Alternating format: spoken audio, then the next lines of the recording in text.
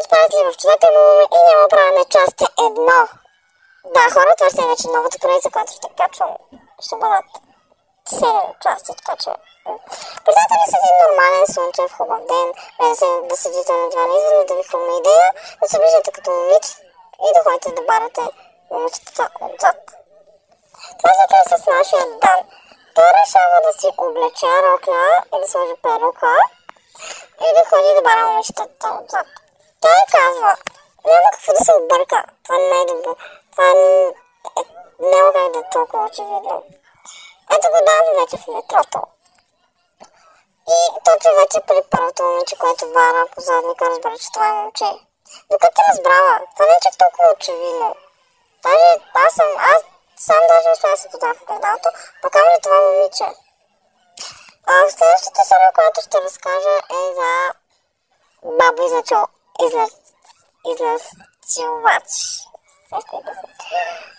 Искам да ти кажа нещо, обичам те и аз. Но братовчет, аз през братовчети. Какво? Нашия човек, който обича да играе в Fortnite и да се във видеа, се изкарва само и отива да засилва баба си. Вече удушевен отива и почва да засилва баба си. Изнасилвач. Решавате да изявите на приятелката си от едния телефон. Нали? Не го правете честно. Този приятел решава да пише съобщение на любовницата си от телефон на приятелката си. Добавете тези от профила си. Тя разбира и му реже пениса. Да, опитайте.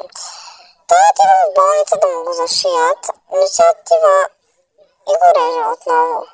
За този път да сигурно си повече няма да го зашият, тя го фърля през прозореца. Да, през прозореца. Следващата история за A, B, C, D и F, G. Това момиче се смени името, защото и се подигравали на името, ето тук, да, личната карта. Сериозно, нейното има толкова готино, че даже аз бих се кифала да се казвам там гей, нещо си там, гейс. Това момиче е младо и решава да си сложи зехтин в лицето. Виж какво направи момиче. Как може от това хубаво момиче